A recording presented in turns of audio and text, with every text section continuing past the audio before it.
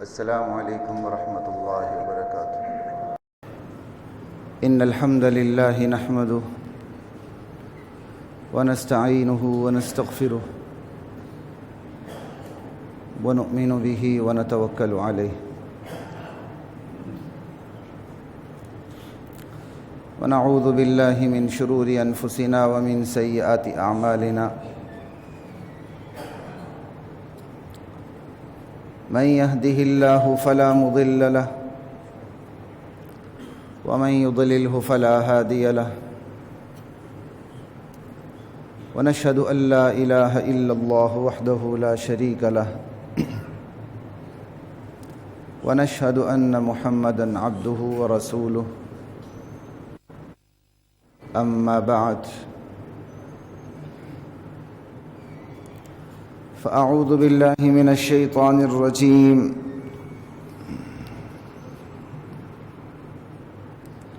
بسم الله الرحمن الرحيم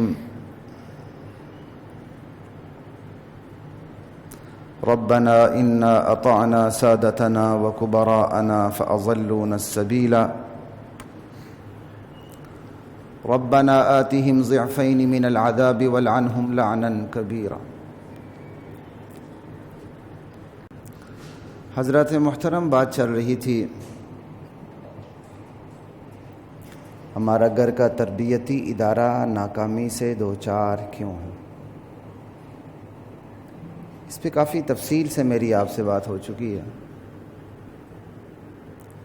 البتہ کچھ اس کا آخری حصہ رہتا ہے، اس پہ میں بات کر کے جو آج کا اصل موضوع ہے پھر میں اس کی طرف نکلوں گا۔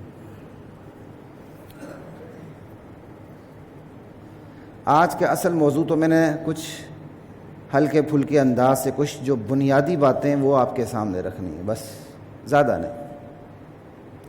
تفسیر انشاءاللہ رمضان سے ہم پہلے بھی کرتے رہے، اور انشاءاللہ رمضان کے بعد بھی اللہ نے زندگی دی تو باتیں ہوتی رہیں گی، لیکن چونکہ بہت سے نمازی صرف رمضانی نمازی ہوتے ہیں تو اس لیے ان کی رعایت رکھتے ہوئے وہ باتیں جو کئی نشستوں میں ہوتی ہیں ان کو میں انتہائی اجمال کے ساتھ، اختصار کے ساتھ نمبر وار کچھ عرض کروں گا تاکہ کچھ نہ کچھ تو ہماری کھوپڑیوں میں آ جائے۔ اللہ توفیق عطا فرمائے۔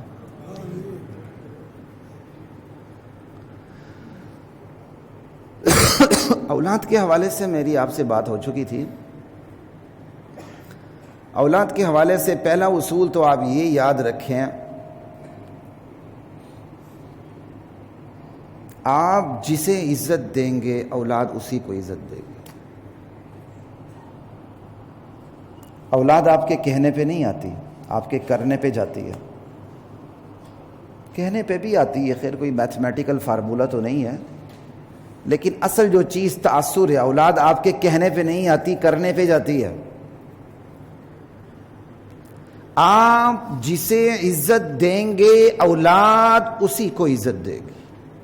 یہ زندگی کا فارمولہ ہے، میتھمیٹیکل فارمولہ ہے۔ وہ ایک الگ بات ہے اللہ اولاد کو کوئی اچھی صحبت بعد میں نصیب کرے، اولاد آپ کے مقابلے میں اچھا یو ٹرن لے لے۔ ہر یو ٹرن تو اچھا تو نہیں ہوتا نا، تو اچھا یو ٹرن لے لے وہ الگ بات۔ وگرنہ اولاد آپ جسے عزت دیں گے اولاد اسی کو عزت دے گی۔ آپ چڑھتے سورج کے پجاری ہیں، مفاد پرست ہیں، اولاد بھی چڑھتے سورج کی پجاری ہوگی، خود غرض ہوگی، مفاد پرست ہوگی، وہ اپنی ذاتی شخصیت کے خول میں بند ہوگی۔ آپ نہیں دیکھتے بہت بڑی تعداد ان کے سامنے صحابہ کی توہین ہو، انبیاء کی توہین ہو، دین کی توہین ہو، انہیں کوئی فرق نہیں پڑتا، بڑی روٹین کی نارمل لائف گزارتے ہیں۔ ٹالرنس، پتہ نہیں وہ ٹالرنس کا کون سا مطلب لیتے ہیں جو اسلام میں ہے ہی نہیں۔ جیسے ہی ان کی شخصیت پہ بات ہو ان کی راتوں کی نیندیں حرام ہو جاتی ہیں۔ کیا ہے یہ؟ اس کا مطلب ایسے لوگ اپنی ذاتی شخصیت کے خول میں بند ہیں، انہیں زندگی میں اپنے علاوہ کوئی نظر نہیں آتا۔ تو یہ اصول یاد رکھیں۔ آپ نے مال کو عزت دینی ہے، اولاد مال ہی کو عزت دے گی.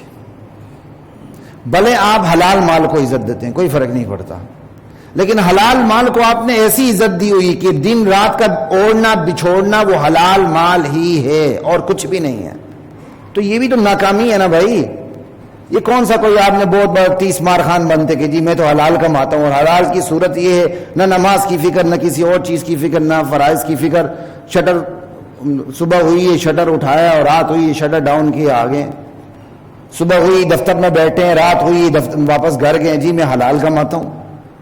حلال پہ اس طرح فوکس کرنا کہ باقی زندگی کے تمام فرائض نظر انداز ہو جائیں، یہ حد میں توازن ہے. اس لیے محض حلال مال کی غلط فہمی میں نہ رہے. اصول یہی ہے، آپ جسے عزت دیں گے اولاد اسی کو عزت دے گی. آپ چڑھتے سورج کو سلام کریں گے، آپ قریبی رشتوں کو ان کی غربت کی وجہ سے، ان کی جہالت کی وجہ سے، ان کی نادانیوں کی وجہ سے نظر انداز کریں گے، اور دور کے لوگوں کو قریب کریں گے اپنے مفاد کی وجہ سے. اولاد وہی کام کرے گی. آپ نہیں دیکھتے بہت سے لوگ ہوتے ہیں اچھا خاصا خاندان رکھنے کے باوجود جب مرتے ہیں تو جنازے میں 2 بندے نہیں ہوتے ہیں. اس کی وجوہات کیا ہیں؟ ایک نہیں 1000 وجوہات ہیں. ایک تو نا بیچارے کی کوئی فیملی چھوٹی ہو تو ایک الگ بات ہے. ایک بندہ اچھا خاصا خاندان رکھتا ہے، مرنے پر 2 آدمی اس کے جنازے پہ نہیں آتے، سوال تو اٹھتا ہے. لا الہ الا اللہ. دوسری بات، آپ جس پر محنت کریں گے اولاد اسی پہ محنت کرے گی. بس یہ یاد رکھیں. آپ نے جس چیز کو محنت کا مرکز بنایا اولاد اسی کو محنت کا مرکز بنائے گی. آپ خوش نصیب ہیں، آپ نے دل کو محنت کا مرکز بنا لیا. آپ اپنے دل کی اصلاح کے پیچھے پڑ گئے، اپنی اصلاح کرتے ہوئے اپنے گرد و پیش کی اصلاح کے پیچھے پڑ گئے، اولاد اسی کے پیچھے چلے گی. آپ نے دماغ کو محنت کا مرکز بنایا. واقعی آپ بڑی بڑی کتابیں پڑھتے ہیں، کوئی تمیز نہیں کس کی کتاب پڑھتے ہیں. یہ کون سا کمال ہوا کہ آپ بڑی بڑی کتابیں پڑھتے ہیں؟ اصل کمال تو یہ کہ آپ کو کتابوں میں تمیز آتی ہو کون سی کتاب پڑھنی اور کون سی نہیں پڑھنی. اصل بات یہ کہ کس کتاب کو کتنا وقت دینا ہے. آپ کو بتیرے لوگ زندگی میں معاشرے میں ایسے ملیں گے، ان کو آپ سامنے بٹھائیں ان کے لطیفے ختم ہونے میں نہیں آتے، ہنسا ہنسا کے لوٹ پوٹ کر دیتے ہیں. آپ ایک لطیفے پہ ہنسنا ختم نہیں کر دے وہ اگلا لطیفہ منہ پہ مار دیتے ہیں، پیٹ میں بھل پڑ جاتے ہیں. آپ کو بتیرے ایسے لوگ ملیں گے ان کی شاعری ختم نہیں ہوتی، بات بات پہ وہ شعر پھینکیں گے. لیکن آپ کو انہی لوگوں میں سے ایسے ہزاروں ملیں گے، اکثریت انہی کی ملے گی. شعر یاد ہیں، لطیفے یاد ہیں، قرآن کی ایک آیت کا پتہ نہیں ہے، اللہ کے نبی کی ایک حدیث یاد نہیں ہے، کارل مارکس کے اقوال یاد ہیں جی، لینن کی باتیں یاد ہیں جی، ابو بکر کا پتہ ہی نہیں، عمر کا پتہ ہی نہیں، حسنین کا، علی کا، معاویہ کا پتہ ہی نہیں، رضوان اللہ تعالی علیہم اجمعین، پتہ ہی نہیں. آپ کے انگلش کا ایکسنٹ بہت اچھا ہے، جب نماز پڑھنے پہ آتے ہیں تو شیطان بھی شرما جاتا ہے. تو بات یہی ہے نا کہ آپ نے محنت کا مرکز کس کو بنایا؟ لا الہ الا اللہ.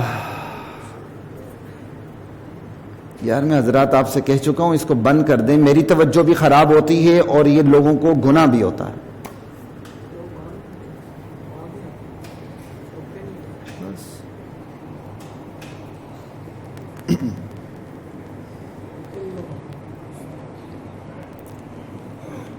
لا الہ الا اللہ.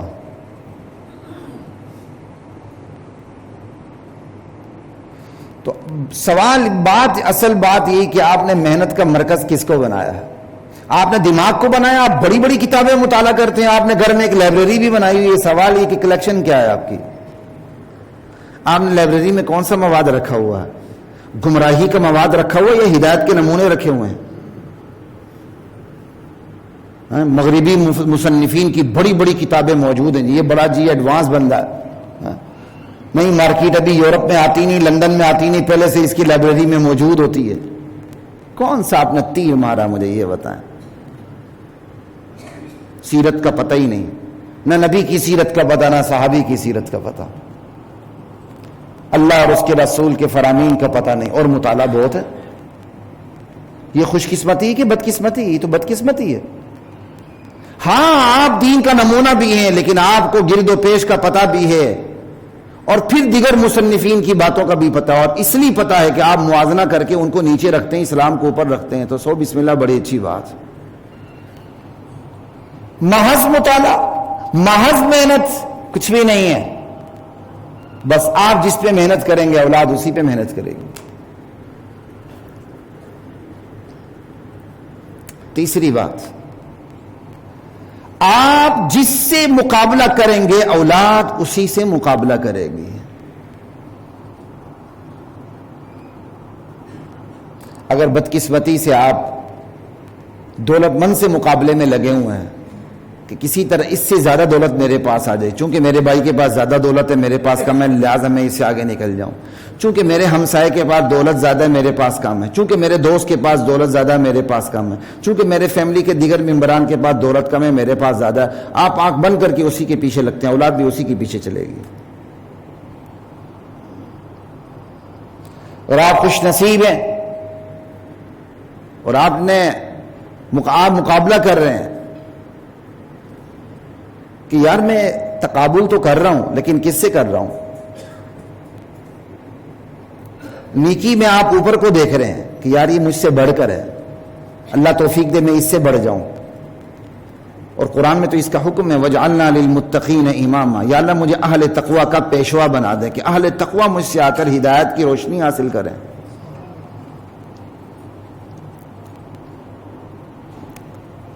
اولاد بھی یہی کام کرے گی۔ لا الہ الا اللہ۔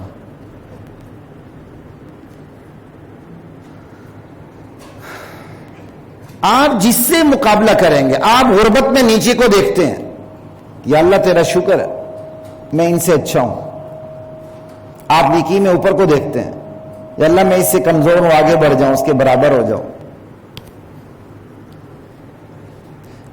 بس دل کی بات ہے، میرے لیے تو اس شخص سے بددعائیں نکلتی ہیں جس نے یہ چیز چوری کی ہے، میں اتنا ڈسٹرب ہو رہا ہوں میں آپ کو بتا نہیں سکتا، میری ساری جو کنسنٹریشن ہے خراب ہو جاتی ہے۔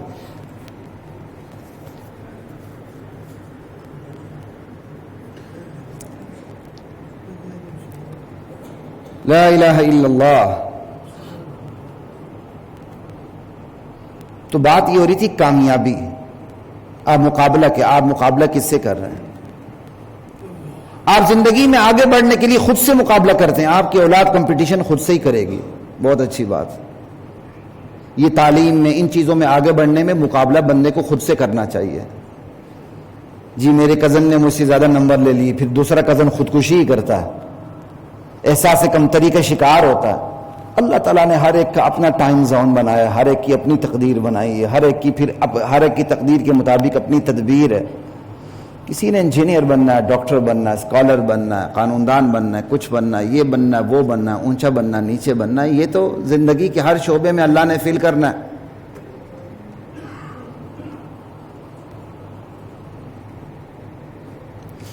لیکن خصوصاً تعلیم کے دور میں بچوں کو کمپلیکس سے بچانے کا طریقہ یہ ہے کہ بچوں کو سکھائیں کہ وہ خود سے مقابلہ کریں۔ آج ان کی پرسنٹیج 70 ہے تو کل 75 ہونی چاہیے، پھر 80 ہونی چاہیے، 80 پلس ہونا چاہیے، ان کی CGPA بہت اچھی ہونی چاہیے، آگے سے آگے چلیں، لیکن اپنے سے مقابلہ کریں، دوسروں سے نہیں۔ دوسروں سے مقابلہ کریں گے ہمت ہار جائیں گے۔ دوسروں سے مقابلہ نیکی میں ہوتا ہے، تقوی میں ہوتا ہے، ایمان میں ہوتا ہے۔ تعلیم جیسی چیزوں کے اندر دوسروں سے مقابلہ نہیں ہوتا، اپنے سے مقابلہ ہوتا۔ تو بات یہ کہ آپ جس سے مقابلہ کریں گے اولاد اسی سے مقابلہ کرے گی۔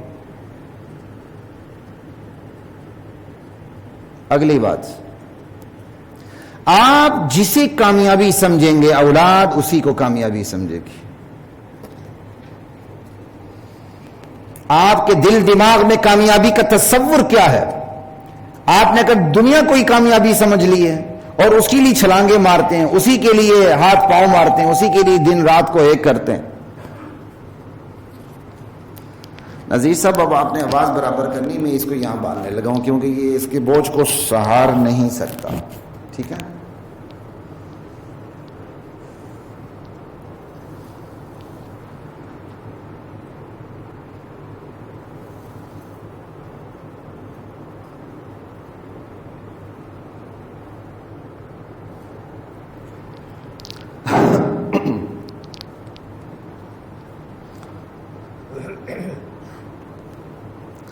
آپ کامیابی کس کو سمجھتے ہیں؟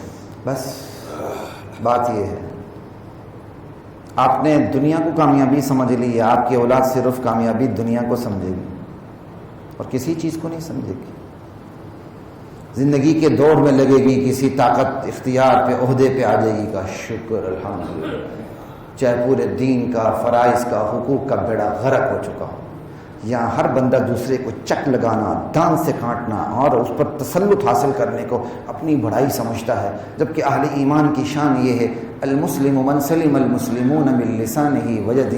مسلمان کی شان یہ ہے اس کے ہاتھ سے، اس کی زبان سے دوسرا محفوظ رہے. اور آج جس کے ہاتھ اور جس کی زبان سے بندہ محفوظ رہتا ہے یہ تو صوفی ہے. یہ صوفی ایسے بولتے ہیں گویا کوفی ہے.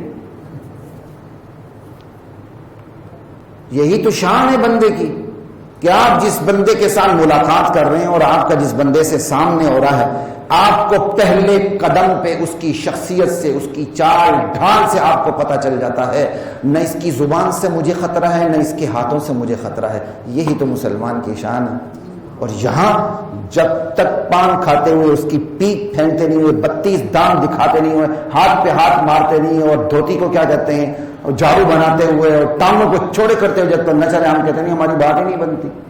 یہ تو میں نے ویسے ایک بات کہی، ورنہ پڑھے لکھوں کی اپنی بدماشی ہے، گلی کے کنٹٹوں کی اپنی بدماشی ہے. ہر ایک کی بدماشی کا اپنا لیول ہے اور اس بدماشی کو وہ سمجھتے ہیں عزت ہے. یہ عزت نہیں ہے، یہ فرعونیت ہے. اللہ کے ہاں ایسے بندے ناپسندیدہ بندے ہوتے ہیں. اللہ کے ہاں ایسے بندے قابل نفرت بندے ہوتے ہیں. اللہ ایسے بات نہیں کرنا چاہتے، کلام کرنا نہیں چاہتے. اللہ ایسے بندے کو دیکھنا نہیں چاہتے. ہم سمجھتے ہیں عزت اس میں. جب تک ہم کسی کو گھور کے نہ دیکھیں ہماری مردانیت کا لیول نہیں لگتا ہمیں. لا الہ الا اللہ. تو بات یہ ہے آپ جسے کامیابی سمجھتے ہیں اولاد اسی کو کامیابی سمجھے گی. آپ سمجھتے ہیں دین میں کامیابی ہے، دین کے بدلے میں دنیا میں بھی کامیابی ہے، اور کامیابی کا تصور دین دنیا دونوں کے لیے ہے. اولاد بھی پھر یہی سمجھے گی کہ اصل کامیابی دین کی ہے. وَأُخْرَى تُحِبُّونَهَا نَصْرٌ مِّنَ اللَّهِ وَفَتْحٌ قَرِيبٌ. اللہ دنیا میں بھی کامیابی دے دے تو سو بسم اللہ. اصل کامیابی تو آنے والی زندگی کی کامیابی ہے. اللہ یہاں بھی کامیابی نصیب کرے. اسلام کی کامیابی کا تصور دین دنیا دونوں کو لیے ہوئے ہے، نہ صرف دین نہ صرف دنیا. دین کے اندر دنیا خود ہے، دنیا کے اندر دین نہیں. دین کے اندر دنیا ہے. ہم نے کامیابی یہ سمجھی 12 جماعتیں بدل دیں، زندگی بھر لوٹے رہیں، لیکن جیسے ہی کیا کہتے ہیں وقت آئے چاند کا پھپتیاں کسیں، اپنی اوقات کو بھول جائیں، اپنے پاجامے سے باہر نکل جائیں. خود رشوتیں لینا یاد نہ آئے، پیپر آؤٹ کرنا یاد نہ آئے، پیپروں پر پیسے لینے یاد نہ آئے، سب کچھ بھول جائیں. لا الہ الا اللہ. بات یہی کہ آپ کامیابی کس کو سمجھتے ہیں؟ 10 پارٹیوں کو بدلنا آپ کامیابی سمجھتے ہیں، لمحے لمحے میں اپنے نظریات کو بدلنا کامیابی سمجھتے ہیں، اقتدار کی سیڑھی پہ چڑھنا آپ کامیابی سمجھتے ہیں. بھلے آپ کا ایمان جائے، تقوی جائے، اعمال جائے، سب کچھ جائے، لیکن آپ کو بس یہی ملے تو آپ کی اولاد بھی یہی کام کرے گی. آپ کامیابی سب سمجھتے ہیں دین کو، اللہ کے نبی کی سیرت کو، اللہ کے نبی کی زندگی کو اپنی زندگی بنانے کو، صحابہ کی زندگی کو اپنی زندگی بنانے کو. آپ کی اولاد بھی انشاءاللہ آپ کے پیچھے پیچھے پیچھے پیچھے پیچھے پیچھے چلے گی. یہ کوئی میتھمیٹیکل فارمولا نہیں، لیکن عموماً ایسا ہی ہوتا ہے. آپ جسے کامیابی سمجھیں گے آپ کی اولاد بھی اسی کو کامیابی سمجھے گی. بس یہ بات یاد رکھیے. لا الہ الا اللہ. آپ جو فرق رکھیں گے اولاد وہی فرق رکھے گی. آپ زندگی کو گزارنے کے لیے فرق رکھتے ہیں یار، یہ تعیشات ہیں اور یہ ضروریات ہیں، بیسک نیڈز ہیں. یہ بیسک نیڈز پوری ہو جائیں انسان کی، روٹی کپڑا مکان سواری، بس ایک حد تک، اور آپ نے حلال حرام کی فکر کرتے ہوئے کام کرنا ہے. آپ کی اولاد بھی یہی فرق رکھے گی. یہ ضروریات ہیں، یہ سہولیات اور تعیشات ہیں. ضروریات اللہ پوری کرے، اللہ سہولیات بھی دے، آگے بھی دے، سو بسم اللہ، نہیں الحمدللہ زندگی گزر رہی ہے. لیکن اگر آپ نے یہ فرق نہیں کیا، ضروریات سہولیات تعیشات میں سارا فرق ختم کر دیا، آپ کو ضروریات حاصل ہو گئیں، آپ سہولیات کے پیچھے چلے گئے، آپ کو سہولیات حاصل ہو گئیں، آپ تعیشات کے پیچھے چلے گئے. کل تک آپ کا گھر 5 مرلے میں نہیں تھا، آج آپ کا گھر 5 کنال میں ہے. اطمینان چین سکون کی زندگی پھر بھی نہیں ہے. اب آپ 125 کنال پہ جانا چاہتے ہیں، 500 کنال کے گھر میں رہنا چاہتے ہیں، اور اس کے پیچھے دوڑ لگی ہوئی ہے. حلال حرام کی فکر مٹی ہوئی ہے، ملک دیوالیہ بن جائے لیکن آپ کا گھر آباد رہے. آپ کی اولاد یہی کام کرے گی. جانا تو اسی 6 فٹ قبر میں. وہ باغ اجڑ گیا جس کے لاکھوں مالی تھے. یہ کسی دور میں عرصہ ہوا، میں بائک پہ تھا، شاید میں یونیورسٹی جا رہا تھا یا کہیں، مجھے یاد نہیں. میرے آگے رکشہ تھا اور رکشے پہ یہ لکھا ہوا تھا، تو میں رکشے کے پیچھے چل پڑا اور میں نے اسے زبانی یاد کیا اور پھر میں نے رکشے کو چھوڑا. وہ باغ اجڑ گیا جس کے لاکھوں مالی تھے. سکندر جب دنیا سے گیا دونوں ہاتھ خالی تھے. کتنا کما لیں گے؟ حدیث میں ہے ابن آدم کے پیٹ کو صرف قبر کی مٹی بھرے گی، بس اس کا پیٹ بھرتا نہیں ہے. اس کو تو سونے کا ایک پہاڑ مل جائے دوسرے کے پیچھے چلا جاتا ہے. کنات نہیں ہے. بس یہی آپ جو فرق رکھیں گے اولاد وہ فرق رکھے گی. آپ نے ضروریات میں سہولیات میں تعیشات میں فرق کیا، لائنیں لگا دی. جو حاصل ہو گیا حلال حرام کے دائرے کے اندر، حلال ہے یہ حرام ہے، آپ حرام سے بچ کے حلال پہ آ گئے. اور اللہ تعالیٰ آپ کو ضروریات بھی پوری کر رہا ہے، سہولیات بھی دے رہا ہے. اب آپ عیش و عشرت میں بھی ہیں، الحمدللہ بہت اچھی بات ہے. اولاد اسی ٹریک پہ رہے گی. نہیں، آپ نے سارے زندگی کے فرق ختم کر دیے، زندگی کا سکون ختم کر دیا. آپ پیچھے لگے رہے اور اسی میں موت واقع ہو گئی. اولاد ایسے ہی کرے گی. آپ زندگی میں بہت بڑی تعداد کو نہیں دیکھتے. ابھی یہاں ہے، 1 گھنٹے بعد وہ کراچی میں ہوں گے، 1 گھنٹے بعد وہ دبئی میں ہوں گے، 10 گھنٹے بعد وہ امریکہ میں ہوں گے، 15 گھنٹے بعد وہ کسی یورپ کے ملک میں ہوں گے. کہاں ہوں گے. نہ نماز کا پتہ، نہ روزے کا پتہ. کیا نہیں جی، بڑی بزی لائف ہے جی، ہمارا کاروبار اتنا پھیلا ہوا ہے، اسی کو انہوں نے اپنا ایک اسٹیٹ سمبل بنایا ہوا. کچھ بھی نہیں. کیا ہے یہ؟ کوئی زندگی نہیں ہے. یہ اس سے بڑی ملازمت دنیا میں کوئی نہیں ہے کہ آپ اپنے مرنے والوں کے لیے سب کچھ اکٹھا کر رہے ہیں. حلال حرام کا پتہ بھی نہیں. اگر حلال حرام کا پتہ بھی ہے لیکن آپ توازن کو ایسا خراب کر چکے ہیں کہ آپ کو کوئی اور حقوق فرائض یاد ہے ہی نہیں. اللہ کا رشتہ بھولا ہوا ہے، صرف مال سے رشتہ یاد ہے. بس لا الہ الا اللہ. بات وہی ہے. آپ جو فرق رکھیں گے اولاد فرق رکھے گی. آپ فرق نہیں رکھیں گے اولاد نہیں رکھے گی. اگلی بات، آپ جو مجلس اختیار کریں گے اولاد وہی مجلس اختیار کرے گی. یہ باتیں صرف کانوں کی عیاشی کے لیے نہ سنیں، گھر میں جا کے اس کو امپلیمنٹ کرنے کی کوشش کریں. ابھی سے زندگی کا یو ٹرن لے لیں. میرے سمیت ہر بندہ، آپ جو مجلس اختیار کریں گے اولاد وہی مجلس اختیار کرے گی. آپ اہل تقوی کی صحبت میں بیٹھنا اپنے لیے زندگی کا سب سے بڑا موقع سمجھتے ہیں. آپ کی اولاد بھی اہل تقوی کی صحبت میں بیٹھنے کو اپنی زندگی کی سب سے بڑی جائیداد سمجھے گی.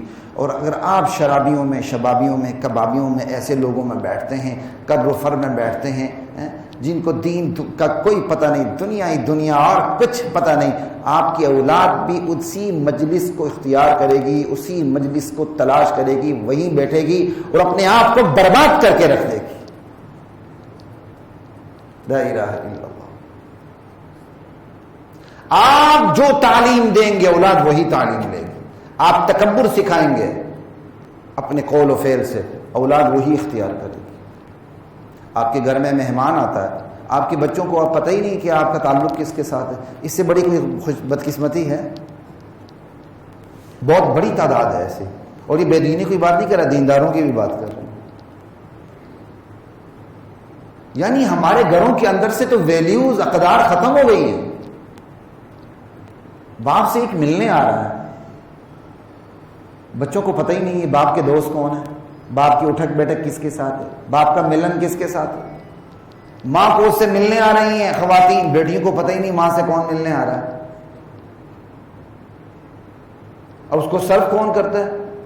یہ بھی ہم نے ایک سمبل بنایا ہوا ہے۔ ہمارے گھر میں نوکرانی ہے، نوکر کام کرتا ہے، بچہ قریب ہی نہیں پھٹکتا، بچہ منہ بنا کے آتا ہے، دیکھتا ہے باپ کا دوست بیٹھا ہوا، منہ ایسے نیچے کر کے چلا جاتا ہے، اس کو پتہ ہی نہیں ادب آداب نام کی کیا چیز ہے، ادب آداب ہیں کیا، اسے کچھ پتہ نہیں، وہ اپنے دوستوں میں مگن ہے۔ وہ کیا سیکھے گا؟ بندہ کتابوں سے نہیں، صحبت سے سیکھتا ہے، صحبت سے، مجلس سے سیکھتا ہے۔ بہت سی چیزیں کتابیں سکھانے سے عاجز ہوتی ہیں، کتاب والے سکھاتے ہیں، کتابوں سے اصول ملتے ہیں، اور کتاب والوں کے پاس بیٹھے وہ اصول دل میں اترتے ہیں۔ اللہ کے قرآن نے بھی کہا ہے کتاب اللہ بھی ضروری ہے اور رجال اللہ بھی ضروری ہے۔ جنہوں نے کتاب سیکھی ان کے پاس جا کے بیٹھو۔ وَاصْبِرْ نَفْسَكَ مَعَ الَّذِينَ يَدْعُونَ رَبَّهُمْ بِالْغَدَاةِ وَالْعَشِيِّ يُرِيدُونَ وَجْهَهُ۔ نبی کو حکم ہو رہا ہے آپ کن کے ساتھ بیٹھا کریں؟ ان لوگوں کے ساتھ بیٹھا کریں جو صبح و شام اللہ کو پکارتے ہیں، اللہ کی رضا تلاش کرتے ہیں۔ میرے نبی ان کی صحبت میں جا کے بیٹھا کریں، ان کے پاس جا کے بیٹھا کریں۔ وَاصْبِرْ نَفْسَكَ مَعَ الَّذِينَ يَدْعُونَ رَبَّهُمْ بِالْغَدَاةِ وَالْعَشِيِّ يُرِيدُونَ وَجْهَهُ۔ اور اللہ کو پکارتے ہیں صبح و شام، کس کے لیے؟ اللہ کرسی دے دے؟ نہیں، اللہ کی رضا چاہتے ہیں۔ یہاں اللہ کو بھی پکارتے اپنے لیے۔ بھائی آپ اللہ کو پکارے اللہ کی رضا حاصل کرنے کے لیے، جو اپنے لیے وہ خود ہی مل جاتا ہے۔ لیکن یہاں ہم اللہ سے رشتہ بھی دینی مقصد کے لیے نہیں جوڑتے، دنیاوی مقصد کے لیے جوڑتے ہیں۔ تسبیح ہاتھ میں ہوتی تو وہی بات ہوگی نا، کرسی کرسی کرسی کرسی، آیت الکرسی بھی کرسی کے لیے۔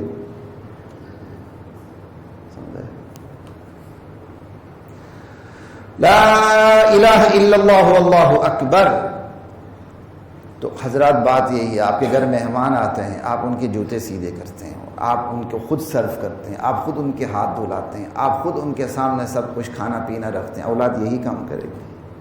آپ کے گھر آپ کے بچے کو آپ کو پڑھانے کے لیے تعلیق آتا ہے، استاد آتا ہے، آپ اس سے سلوک کیا کرتے ہیں؟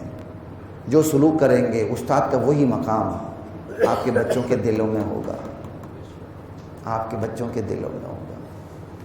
آپ جس استاد کو جہاں بٹھائیں گے اسی کا، ایسے بدقسمت کاری بھی ہیں ہمارے قاریان، قرآن پڑھانے والے، ایسے بدقسمت بدبخت بھی ہیں، میں تو کہتا ہوں بدبخت ہیں، اللہ ان کو ہدایت دے۔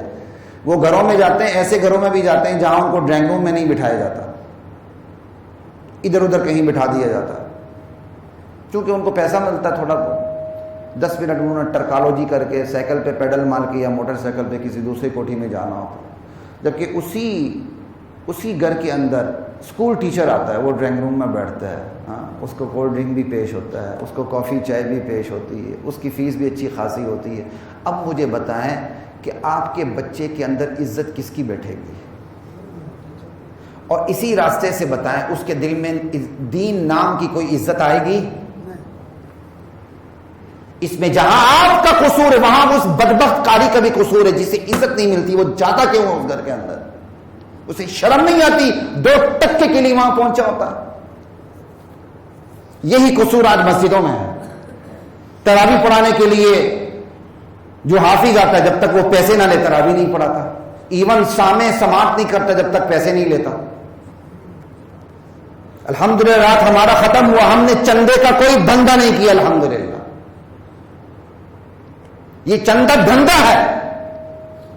ہاں آپ اپنی خوشی کے لیے مل کے بغیر اعلان کے کرتے ہیں، کوئی فرق نہیں پڑتا، میں اس سے منع نہیں کرتا، لیکن بات یہ ہے حافظ صاحب آپ کو تراویح میں یاد آتے امام صاحب کو سوٹ دینا ہے، سامع کو سوٹ دینا ہے، وہ امام وہ سامع مرا ہوا 12 مہینے 11 مہینے 12 مہینے آ کے آپ کو تراویح پڑھا کے سوٹ لیتا پھرتا۔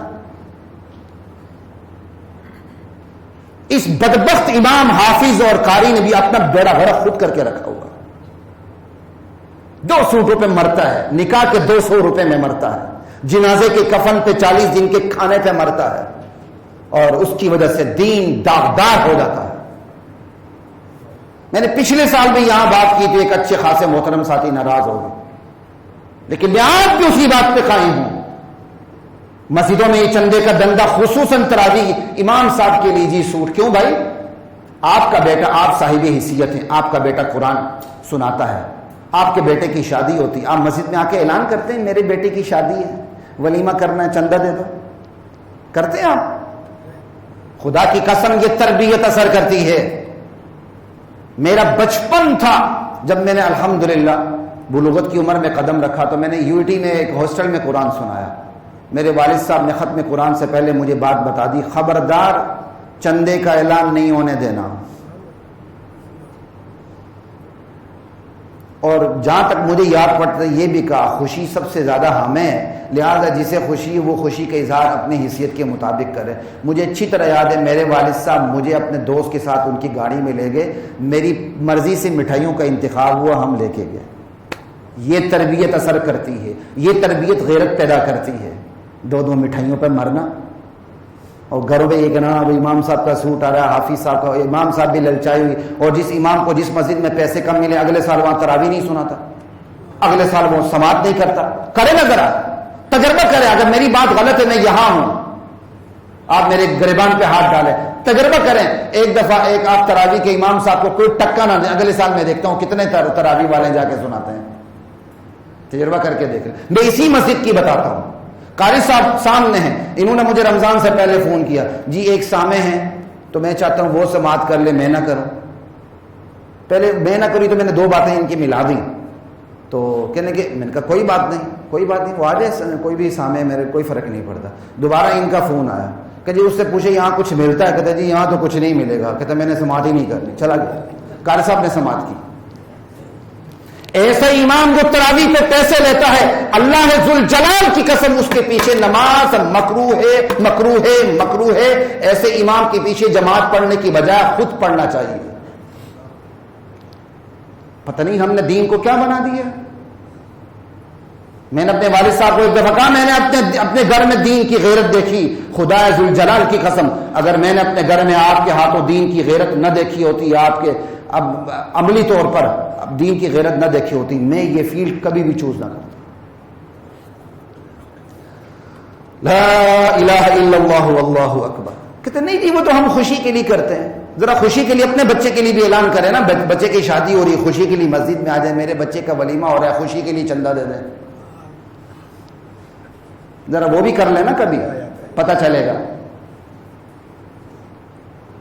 یہ عزت پہ دبا لگتا ہے، اس سے انسان کا وقار، انسانی وقار کو ٹھیس پہنچتی ہے۔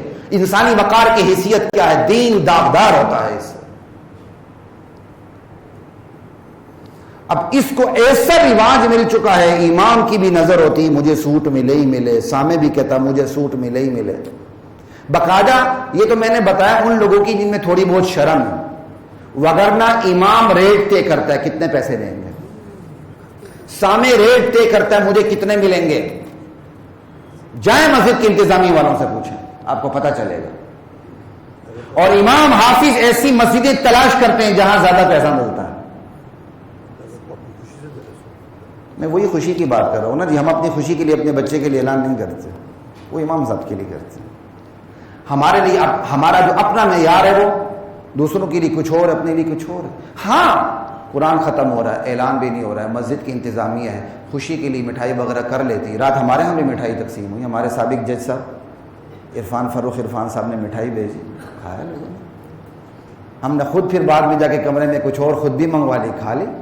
وہ کون سی بات ہے؟ اچھی بات ہے، اس کا کوئی انکار نہیں ہے۔ لیکن یہ میں کہہ رہا ہوں جو چندے کا دنڈا ہے اس کی بات کر رہا ہوں، یہ کوئی اور چیز ہے۔ یہ جو فیسیں مقرر کی ہوئی ہوتی ہیں یہ الگ ہے، ویسے آپ خوشی کے لیے آپس میں کر لیتے ہیں، کوئی مذائقہ نہیں، لیکن یہ 2 الگ باتیں ہیں۔ ان 2 الگ باتوں کو الگ رکھنے کا طریقہ یہ ہے، ذرا تراویح کے امام صاحب کو ذرا کچھ نہ دے کے دیکھیں۔ اسی مسجد میں پچھلے سال 3 چندے ہوئے ہیں، میں کیوں چھپاؤں آپ سے؟ ایک ادارے سے لیا گیا، ایک مسجد میں پچھلے سال نہیں، اس سے پچھلے سال مسجد سے لیا گیا 2، جو ہمارے سابق جج صاحب سے انہوں نے مٹھائی بھیجی 3 چندے ہوئے. جب میں آیا میں نے ختم کر دیا، کہا ایک بھی نہیں ہوگا. یہ کیا طریقہ ہے؟ لا الہ الا اللہ واللہ اکبر. دین کو بیچا نہ کریں، لیکن اہل دین کا خیال رکھنا آپ کا فرض ہے. دین کو بیچا نہ کریں. یہ 2 بڑی باریک سی لائن ہے، اس کا خیال کیا کریں. باریک لائن نہیں، بڑی موٹی لائن نہیں، لیکن ہم اس کو باریک سمجھتے ہیں. آپ کو امام صاحب کا بڑا اچھا خیال ہے، آپ امام کی تنخواہ اچھی رکھیں، مؤذن کی تنخواہ اچھی رکھیں، خادم کی تنخواہ اچھی رکھیں. آپ کی مسجدوں کے امام سے اسی مسجد کی سیکورٹی گارڈ کی تنخواہ زیادہ ہوتی ہے. کیوں؟ آپ کے سگریٹ کا خرچہ جتنا ہوتا ہے اس سے کم تو امام کی ماہانہ تنخواہ ہوتی ہے. کیوں؟ یہاں نظر نہیں آتی، یہاں خوشی دکھائیں نا، امام کو وقار دیں. بات یہی حضرات محترم، جسے آپ عزت دیں گے اولاد اس کو عزت دے گی. بس جو یقین آپ پیدا کریں گے آپ کے اندر ہوگا، وہ یقین آپ کی اولاد میں اترے گا. پھر یہی اولاد قیامت کے دن جب عذاب کو سامنا دیکھے گی تو پھر وہ خود اکیلی نہیں جائے گی، مجھے اور آپ کو بھی لے کے جائے گی. اللہ میرے اور آپ کی حفاظت فرما. اللہ کی عدالت میں استغاثہ دائر کرے گی، ربنا، اے ہمارے پروردگار، انا اطعنا سادتنا وکبراءنا، ہم نے اپنے ان بڑوں کی پیروی کی تھی، جو انہوں نے کیا وہ ہم نے کیا. فَأَضَلُّونَا السَّبِيلَ، کیونکہ یہ خود گمراہ تھے، ہم بھی ان سے انسپائر ہوئے، ان کے پیچھے لگ کے گمراہ ہو گئے.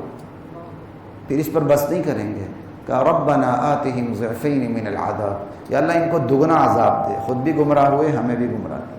وَلْعَنْهُمْ لَعْنًا كَبِيرًا، یا اللہ ان پر لعنت بیچ. کوئی پیشوا ہوگا جس نے غلط پیشوائی کی ہوگی، اس کے خلاف بھی یہی استغاثہ ہے. والدین ہوں گے جنہوں نے غلط تربیت کی ہوگی، اولاد ان کے خلاف یہی استغاثہ. مولوی صاحب ہوں گے جنہوں نے غلط تربیت کی، اسی مولوی کے مقتدی اس کے خلاف یہی استغاثہ دائر کریں گے. کوئی بھی ہو، جو جس سے متاثر ہوا اور جو مؤثر تھا وہ غلط تھا، اور متاثر مؤثر سے اس نے غلط تاثر قبول کیا، قیامت کے دن وہ اللہ کی عدالت میں استغاثہ دائر کرے گا، اپنے ساتھ اس کو بھی لے جائے گا. دونوں جائیں گے، دونوں. اللہ میری آپ کی حفاظت فرمائے.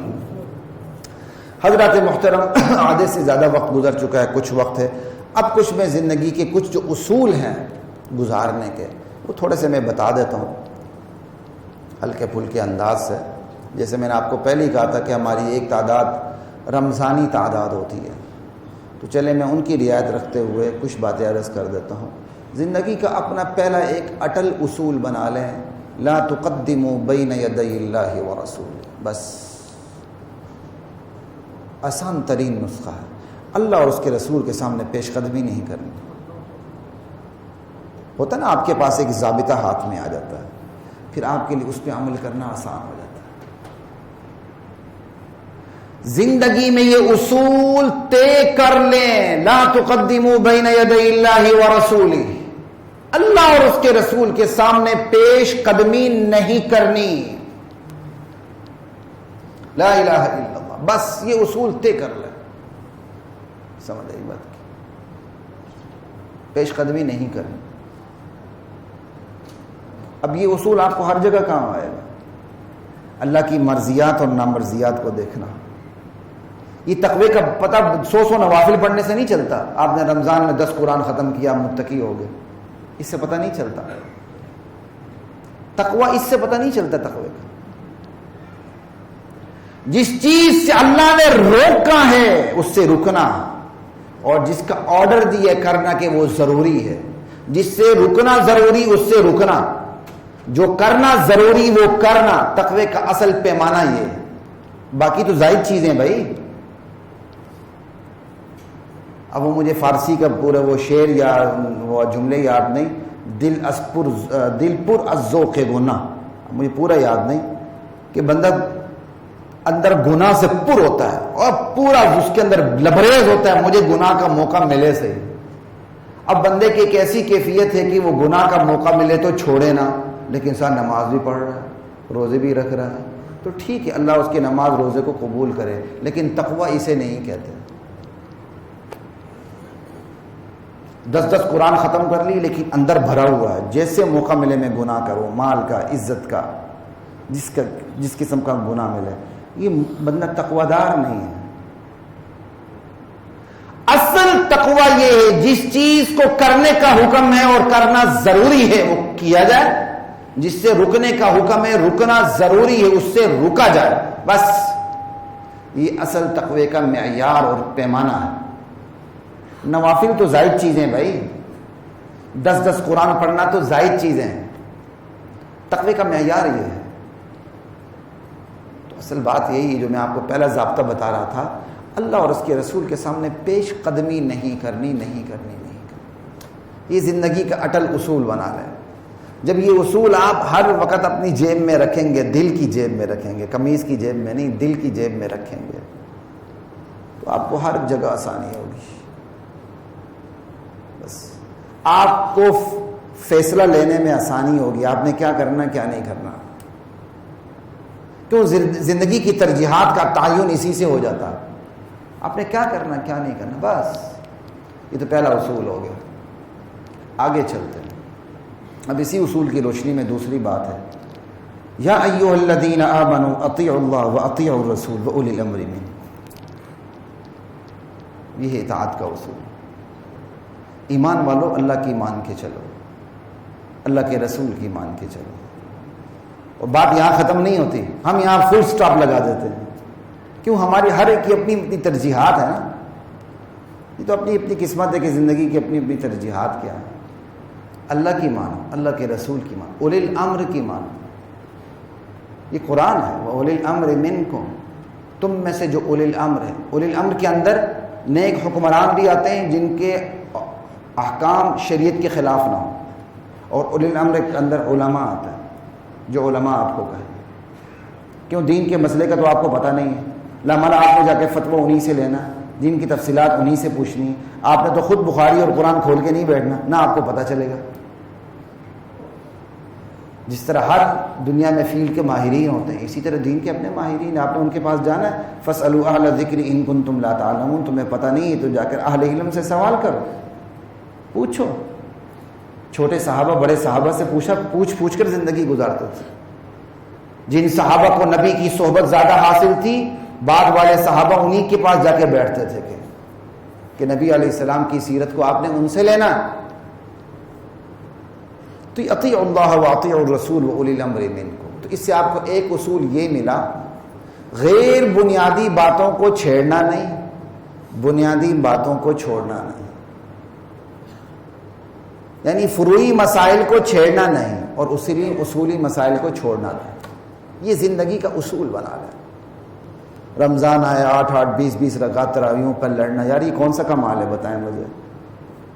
آپ 8 سمجھتے ہیں نا، پڑھ لیں، 20 والوں کو نہ چھیڑیں، جو 20 پڑھتے ہیں نا پڑھ لیں، 8 والوں کو نہ چھیڑیں۔ اب یہ 8 20 کی باتیں دب گئی تھی لیکن چند چینل ان کو زندہ کر رہے ہیں، ایک ادھر سے مناظر بٹھا دیتے ہیں، ایک ادھر سے مناظر بٹھا دیتے ہیں، اور دونوں کو لڑا کے خود تماشا دیکھتے ہیں، کیونکہ ان کو ریٹنگ ملتی ہے، اور صرف ریٹنگ نہیں ملتی، وہ بہت بڑے ایجنڈے کے اوپر وہ کام ہو رہا ہوتا ہے۔ بھائی کتنا آسان کام ہے، بھائی پرسنل لا ہے نا، طلاق کے معاملات ہیں، خلا کے معاملات ہیں، کچھ اہل سنت کے مابین بھی بعض اسکول آف تھاٹ میں اختلاف ہے، تو بھائی جو آپ کہے اسی کے مطابق بات ہی ختم ہو گئی، کون سا مسئلہ ہے؟ اس کو مسئلہ بنا کے میڈیا کے اوپر لا کے پھر مرغوں کو آپس میں لڑانا، تماشا لگانا، یہ کون سے دین کی خدمت؟ یہ بیرونی ایجنڈے پر عمل ہے۔ تو اختصار کے ساتھ بتا رہا ہوں، فروعی مسائل کو چھیڑا نہ کریں۔ آپ کا جی چاہتا ہے آپ آمین زور سے کہتے ہیں، آمین زور سے کریں، کوئی آپ کو چھیڑتا ہے تو غلط کرتا ہے، آپ رفع دین کرتے ہیں تو کریں، کوئی آپ کو چھیڑتا ہے غلط کرتا ہے، لیکن آپ چھیڑتے ہیں کہ کوئی رفع دین نہ کرے، اس کو مجبور کرے کہ رفع دین کرے، اس کے بغیر نماز نہیں ہوتی ہے، آپ سے بدترین بدعتی دنیا میں کوئی نہیں ہے۔ یہ بھی بدعت کی ایک قسم ہے کہ فروعی مسائل کو چھیڑا نہیں گیا، آپ اس کو چھیڑ رہے ہیں۔ بدعت کہتے کس کو ہیں؟ دین میں جو چیز ضروری نہیں آپ اس کو ضروری بنا کے، ہم نے بدعت کی 1 2 3 قسمیں سمجھی ہوئی ہیں، بھائی یہ بھی بدعت کی قسم ہے کہ زندگی کے جو فروعی مسائل ہیں دین کے، ان کو اس طرح چھیڑنا کہ اپنے آپ کو حق سمجھ کے دوسروں کو باطل پہ سمجھنا، یہ بھی بدعت کی بدترین قسم ہے۔ بدعت کی بدترین قسم یہ ہے، رسول اللہ نے تو اس کو ضروری نہیں سمجھا، صحابہ نے اپنے عمل سے اس کو ضروری نہیں سمجھا، اور آپ کا مولوی ضروری سمجھ کے بیٹھا ہوا ہے۔ کیوں بھائی؟ غلط بات۔ آپ رفع دین نہیں کرتے نہ کریں، کرتے ہی کریں۔ آپ آمین زور سے کہتے ہیں کریں، نہیں کرتے نہ کریں۔ ان چیزوں پہ آپس میں نہ لڑیں، ان چیزوں پہ نہ لڑنا ہی دین ہے۔ ان چیزوں پہ لڑنا بدعت ہے، دین نہیں ہے، بلکہ دینی قوت کو نقصان پہنچانا ہے۔ یہی تو ہے وَاعْتَصِمُوا بِحَبْلِ اللَّهِ جَمِيعًا وَلَا تَفَرَّقُوا، اللہ کی رسی کو مضبوطی سے تھامے رکھو، آپس میں فرقوں میں مت بٹو۔ ہمارے اندر آگ ٹھنڈی ہوتی ہے، میڈیا اس کو گرم کر دیتا ہے۔ بالکل بات غلط۔ ایک تو یہ بات ہوگی، دوسری بات یہ ہو گئی اصول کو چھوڑنا نہیں ہے، اصول پہ کوئی سمجھوتا نہیں۔ اللہ تعالیٰ نے انسانیت کی تخلیق کی، اسی نے انسان کو ہدایت دینے کے لیے انبیاء کا نزول فرمایا۔ دنیا کا جو بہترین طبقہ ہے وہ انسانوں کا ہے۔ انسان اور جنات اور فرشتے، یہ اللہ کی تین بڑی بہترین مخلوق ہیں۔ ان تینوں میں سے اللہ نے سب سے بڑا رتبہ انسان کو عطا کیا ہے، اشرف المخلوقات اللہ نے انسان کو بنایا ہے۔ لقد خلقنا الانسان فی احسن تقویم۔ پھر اللہ تعالیٰ نے انسانوں میں جو سب سے بڑا مرتبہ ہے وہ انبیاء کو دیا، انبیاء اور رسول۔ اب میں اس میں فرق میں نہیں جاؤں گا، نبی کون ہوتا ہے، رسول کون ہوتا ہے، مختلف تعریفیں ہیں۔ اتنی بات سمجھ رہے ہیں، ہر رسول نبی ہوتا ہے، ہر نبی کا رسول ہونا ضروری نہیں ہوتا۔ رسول کے لیے نئی شریعت ضروری ہوتی، نبی کے لیے ضروری نہیں ہوتی۔ نئی شریعت ہوتی بھی، کبھی نہیں بھی ہوتی، پہلی شریعت پہ عمل کرتا ہے۔ ہمارے نبی بھی ہیں، رسول بھی ہیں۔ ہارون علیہ السلام نبی ہیں، موسیٰ علیہ السلام رسول بھی، نبی بھی ہیں۔ موسیٰ علیہ السلام پہ جو تورات اتری، ہارون علیہ السلام اسی کو لے کے آگے چل رہے تھے، ٹھیک ہے نا؟ تو انبیاء کا طبقہ دنیا کا منتخب ترین افضل ترین طبقہ ہے۔ انبیاء میں امام الانبیاء سب سے افضل ہے، اور انبیاء سے برتر مخلوق اللہ نے دنیا میں پیدا ہی نہیں کی۔ چیپٹر کلوز ہے، ختم۔ اگر کوئی یہ شخص آ کے کہہ دیتا ہے امتی نبی سے افضل ہے تو اس کے کفر میں کوئی شک نہیں۔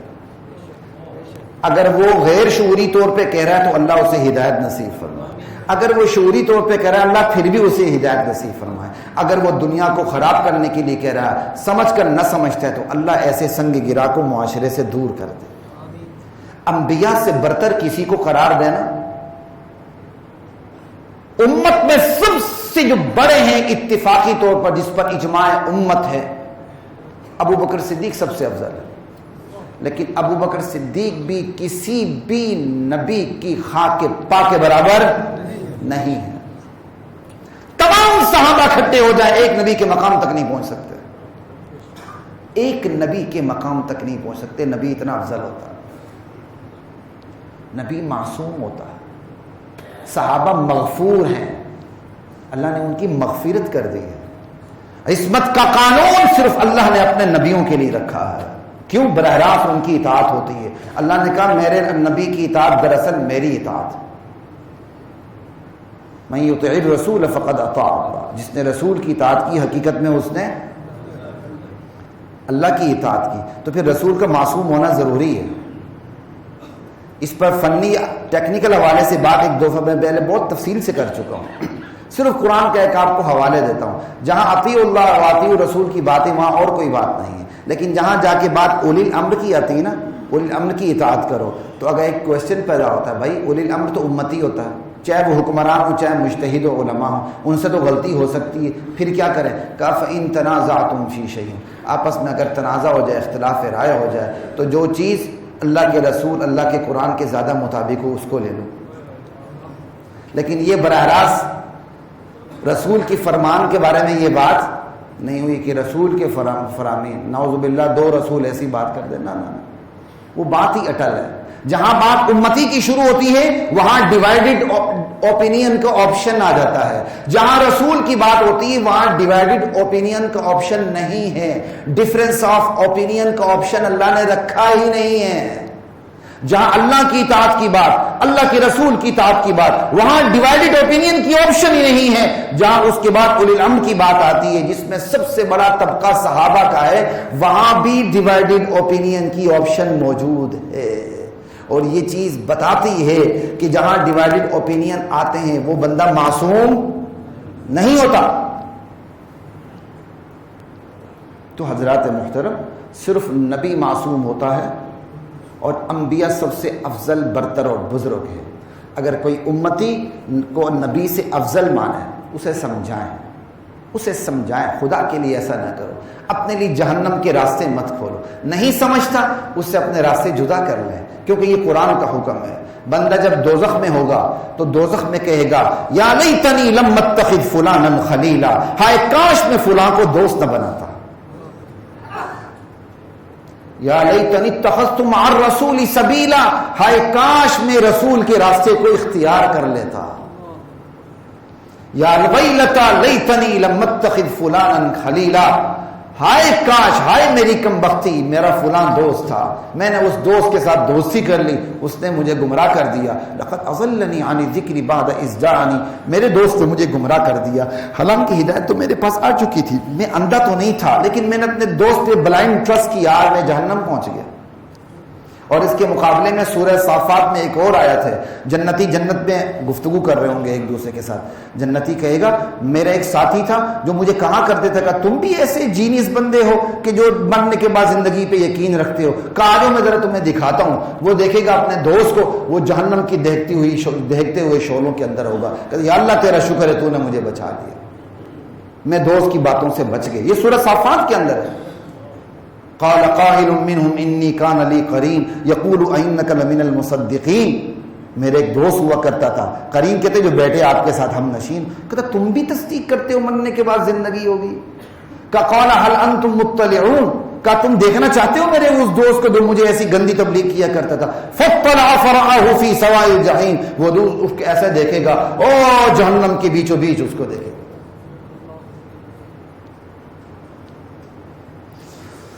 لا الہ الا اللہ، وہ کہے گا یا اللہ تیرا فضل نہ ہوتا تو آج میں بھی یہیں ہوتا۔ دوست کا بہت بڑا کردار ہوتا، اس لیے جو ایسی باتیں کرے اس کو پہلے سمجھائے، نہیں سمجھتا زندگی کے راستے الگ کرے، کیونکہ ایسا دوست تو پھر آپ کو جہنم پہنچائے گا۔ اگلی بات، اب اختصار زیادہ کروں گا، وقت نہیں۔ امر اور نہیں، معاشرے کی اصلاح کے لیے امر بالمعروف بھی ضروری ہے، نہی عن المنکر بھی ضروری ہے، ان دونوں کے بغیر گزارا نہیں۔ لیکن آج ہم نے آسانی کے لیے کیا کیا ہے، امر بالمعروف پہ توجہ دینی شروع کر دی ہے، نہی عن المنکر کو نظر انداز کرنا شروع کر دیا ہے۔ معاشرہ ناراض ہوتا ہے، مقتدی ناراض ہوتے ہیں۔ معاشرہ بچتا نہیں عن المنکر سے، برائی کو روکنے سے، اور برائی کو روکنے کے 3 درجے آپ کو پتہ ہے جو حدیث میں، سب سے پہلے ہاتھ سے روکنا، ورنہ زبان سے، ورنہ دل میں برا جاننا، یا اللہ مجھے اتنی ہمت دے دے کہ میں اس کو ہاتھ سے روکوں، یہ ہے دل میں برا جاننا۔ یہ نہیں کہ تھو تھو کر کے اسی محفل موسیقی میں آپ جھومتے رہیں اور تھو تھو بھی کرتے رہیں، یہ نہیں ہے۔ یا میں کسی طرح آگے ہوں، یا اللہ کو آپ دھوکہ نہیں دے سکتے، میں اور آپ محفل موسیقی میں جھوم بھی رہے ہیں اور استغفار بھی پڑھ رہے ہیں، ایسا نہیں چلتا۔ لا الہ الا اللہ۔ معاشرے کو سدھارنے کے لیے جس طرح امر بالمعروف ضروری ہے، نہی عن المنکر بھی ضروری ہے، برائیوں سے روکنا۔ جو معاشرہ بیمار نہیں ہوتا وہ اپنے اندر برائی کو پنپنے نہیں دیتا، جو معاشرہ بیمار ہو جاتا ہے وہ اپنے اندر برائیوں کو پنپنے کا موقع دیتا ہے۔ ہمارا معاشرہ بیمار ہے، ہمارا معاشرہ بیمار ہے۔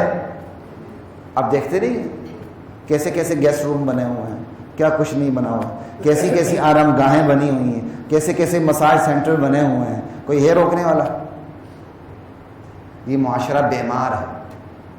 اس معاشرے کے اہل اختیار کو بھی پتہ ہے، اہل اقتدار کو بھی پتہ ہے، بااثر افراد کو بھی پتہ ہے کیا ہو رہا ہے، لیکن سب خاموش ہیں۔ کیوں؟ معاشرہ بیمار ہے۔ میں بھی بیمار ہوں، آپ بھی بیمار ہیں۔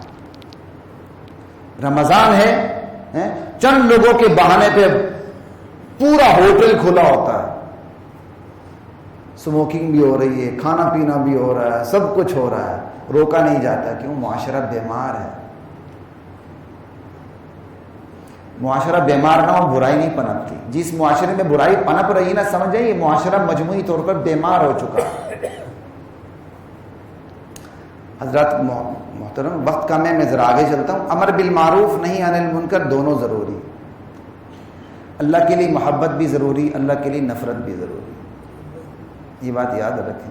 यहाँ भी एक ही रुख बयान किया जाता है। हमारे मशहूर मुबल्लिगीन एक रुख बयान करके माहौल को ख़राब कर रहे हैं। मोहब्बत मोहब्बत मोहब्बत मोहब्बत। अल्लाह मोहब्बत भी करता है, अल्लाह नफ़रत भी करता है, अल्लाह को गुस्सा भी आता है, अल्लाह को प्यार भी आता है। दोनों चीज़ें हैं। ये ईसाइयत नहीं है, इस्लाम है। इसमें एक एतदाल और तवाज़ुन है। कोई जिना करेगा, अल्लाह मोहब्बत करेंगे? कोई मुल्क को दिवालिया करेगा, अल्लाह मोहब्बत करेंगे? ईमान पे डाके डालेगा, अल्लाह मोहब्बत करेंगे? मत किया करें अल्लाह की मोहब्बत की गलत तशरीह।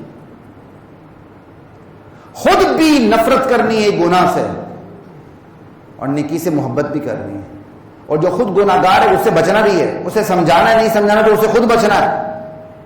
अब इस पे तफसील का मौका नहीं। मन अहब्ब लिल्लाह व अबग़ज़ लिल्लाह व अअता लिल्लाह व मनअ लिल्लाह फ़क़द इस्तकमल ईमान। जो किसी से मोहब्बत रखे अल्लाह के लिए, किसी से दुश्मनी और अदावत रखे, बुग़्ज़ रखे, नफ़रत रखे अल्लाह के लिए, जो किसी को दे अल्लाह के लिए, जो किसी से रोके अल्लाह के लिए, फ़क़द इस्तकमल ईमान, उसने अपने ईमान को मुकम्मल कर लिया। ईमान तब मुकम्मल होता है। एक ही इंसान से नफरत भी हो सकती है, मोहब्बत भी हो सकती है। बेइज्जती इंसान, उससे मोहब्बत है। उससे अल्लाह के नबी का कलमा पड़ा हुआ, मोहब्बत है। लेकिन वो शराबी है, जिनाकार है, बदकार है, उसकी जिना की वजह से उससे नफरत है। ला इलाहा इल्लल्लाह, बड़ी खुली बात है। नहीं यकीन आता इस मुख्तसर से वक्त में सूरह मुम्तहिना 28वें सिपारे की सूरत है, जाके पढ़ लीजिएगा। चंद आयात के बाद इब्राहीम अलैहिस्सलाम की बात शुरू होती है कि मुहम्मदुर रसूलुल्लाह की उम्मती हो, तुम्हारे लिए इब्राहीम की ज़िंदगी नमूने अमल है। वो अपने कौम को कहते हैं आखिरकार मजबूर होके, इन्ना बुराअ मिनकुम, हम तुमसे बेजार हो चुके हैं, बरी हो चुके हैं। वबदा बैनना व बैनकुमुल अदावा, अदावत तो लफ्ज़ उर्दू में भी इस्तेमाल होता है भाई। वबदा बैनना व बैनकुमुल अदावत वल बग़ज़ा, हमारे तुम्हारे दरमियान बुग़्ज़ आ चुका है, अदावत आ चुकी है। तो भाई फिर क्या कहते हैं, तबलीग कैसे करोगे? जिस तरह इब्राहीम अलैहिस्सलाम कर रहे हैं। कहा हत्ता तुमिनू बिल्लाहि वहदा, जब तक तुम अल्लाह पे ईमान नहीं लाते, हमारे तुम्हारे दरमियान अदावत ख़त्म नहीं हो सकती। इसलिए इसी आयत के तहत अहले इल्म लिखते हैं, जो अदावत अपनी ज़ाती बुनियाद पे हो वो हमदर्दी को ख़त्म कर देती है। जो अदावत दीन की बुनियाद पे हो वो हमदर्दी को ख़त्म नहीं करती, बल्कि मैं तो कहता हूँ उभारती है। इब्राहीम अलैहिस्सलाम ने जहां अदावत की बात की, वहां तबलीग का दामन, तबलीग को छोड़ा नहीं, बराबर तबलीग करते रहे। ला इलाहा इल्लल्लाह। अल्लाह के नबी की जिनसे जंगें हुई, जंगें अपनी जगह, लेकिन तबलीग, इधर तलवार भी चल रही है और साथ तबलीग भी हो रही है। ला इलाहा इल्लल्लाह। तो ये कुछ उसूल हजरात मोहतरम, इन चीज़ों को अपने जहन में रखिएगा। अमर नहीं ज़रूरी। और एक और बात, मुआशरे में जो नेक होता है ना, उसको सब पसंद करते हैं, यार ये बड़ा नेक है, सालेह। लेकिन मुआशरे में कम लोग होते हैं जो मुस्लिह को पसंद करते हैं। सालेह को हर एक पसंद करता है, मुस्लिह को कोई कोई पसंद करता है। सालेह कहते हैं खुद नेक बनना, मुस्लिह कहते हैं नेक बनाने की कोशिश करना। जो नेक बनाने की कोशिश करेगा वो दुखती रग पे हाथ रखेगा, उसको गाली भी पड़ेंगे, फूलों के हार भी सामने आएंगे, कहीं गमला पड़ेगा तो कहीं गमले से कोई फूल तोड़ के उसको दे देगा।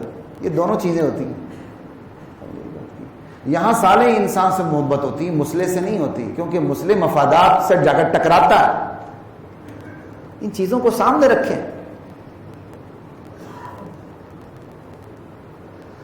ला इलाहा इल्लल्लाहु वल्लाहु अकबर।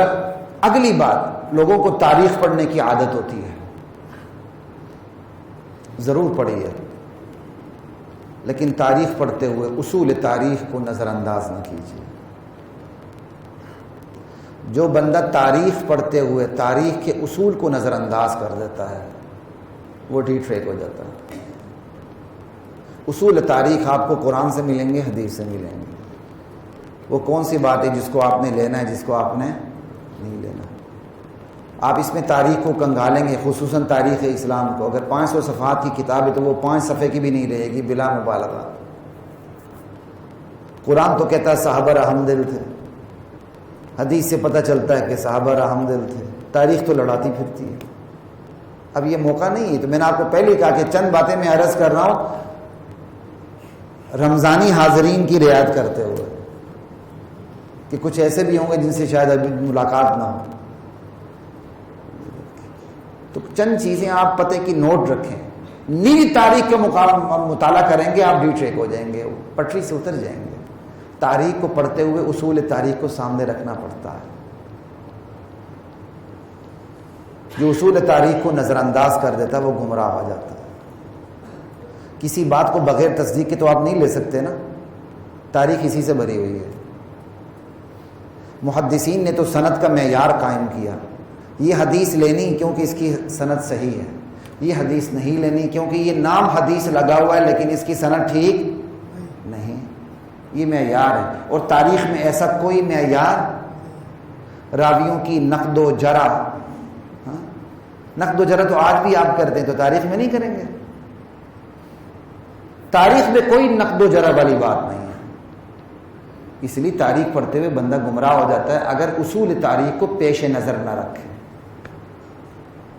ہمارے لیے سورس آف نالج قرآن ہے، فہم دین کا ذریعہ قرآن ہے، حدیث ہے، نبی علیہ السلام کی سیرت ہے، صحابہ کی سیرت ہے، تابعین تبع تابعین کی سیرت ہے۔ خیر القرون، بہترین 3 زمانوں کی گواہی اللہ کے نبی دے چکے ہیں۔ خیر القرون قرنی ثم الذین یلونہم ثم الذین یلونہم، بہترین زمانہ میرا، میرے بعد والوں کا، ان کے بعد والوں کا، یہ بہترین زمانہ خیر غالب رہے گا۔ بس یہ معیار، تاریخ پڑھنی اسی کے اندر پڑھے، اس کو معیار بنانے بڑی آسانیاں ہو جائیں گی۔ اور آخری بات، کچھ باتیں میں نے سکپ بھی کر دی، وقت نہیں ہے، آخری 2 منٹ آپ سے لے رہا ہوں۔ ہمیشہ نظریاتی ثابت قدمی دکھائیں۔ جو بندہ نظریاتی ثابت قدمی نہیں دکھاتا، ڈگمگا جاتا ہے نا، تو پھر دین پہ قائم رہنا مشکل ہو جاتا ہے۔ آج ہمارے اندر جو مزاحمت کا جو عنصر ہے نا دین کے حوالے سے، کہ ہم نظریاتی طور پر ثابت قدم رہیں، وہ ختم ہوتا جا رہا ہے۔ معمولی گرین کارڈ کے لیے ہم اپنے دین کو بیچ دیتے ہیں، غیر مسلم لکھوا دیتے ہیں، یہاں سے باہر چلے جاتے ہیں، اقدار کو بھول جاتے ہیں، ذات کے بارے میں سٹینڈ لے لیں گے، دین کی بات ہوگی سٹینڈ نہیں لیں گے، یہ مولویوں کے ہیں۔ یہ دین مولویوں کے لیے نہیں ہوتا رہا، یہ دین محمد رسول اللہ کے پورے امتیوں کے لیے ہوتا رہا۔ نظریاتی ثابت قدمی دکھائیں، اور زیادہ بات کرنے کا موقع نہیں، آخری بات کر رہا ہوں۔ نظریاتی ثابت قدمی دیکھنی ہے تو سورہ عصر کو پلے باندھ لیں، بس۔ کل زندگی کا فلسفہ بھی سورہ عصر میں ہے، زندگی کا خلاصہ بھی سورہ عصر میں ہے۔ والعصر، زمانے کی قسم زمانہ گواہ ہے، آدم علیہ السلام سے لے کر تا قیامت تک زمانہ اس بات کی گواہی دیتا رہے گا، انسان ہمیشہ خسارے کا شکار رہا ہے۔ ان الانسان لفی خسر، خسارے سے بچنے والے ہمیشہ کون رہیں؟ آدم سے لے کر آخر آدم تک کون رہیں اور کون رہے گا؟ الا الذین آمنوا وعملوا الصالحات، ایمان والے۔ پھر ایمان رکھ کے ہاتھ پہ ہاتھ رکھ کے نہیں بیٹھنا، میدان عمل میں اترنے والے، وعملوا الصالحات۔ اور یہاں بھی بات ختم نہیں کہ میدان عمل میں اترے، دھکا لگ گیا، پیچھے ہٹ گئے، بیٹھ گئے، سجدہ صاف کر لیا نا۔ وتواصوا بالحق، ایک دوسرے کو حق کی تلقین کرنا، یہ ہے ثابت قدم۔ وتواصوا بالصبر، حق کی بات کریں گے، لامالہ مصائب آئیں گے، ایک دوسرے کو صبر کی تاکید کرنا، تلقین کرنا، یہ ہے زندگی کا فلسفہ، یہی ہے زندگی کا خلاصہ، اسی پہ آئیں گے۔ الا الذین آمنوا کے دائرے میں آ کے خسارے سے بچ جائیں گے، وگرنہ اللہ تو پورے زمانے کو گواہ بنا کے کہہ رہا ہے، انسان تو خسارے میں ہی رہا ہے۔ وآخر دعوانا الحمدللہ رب العالمین۔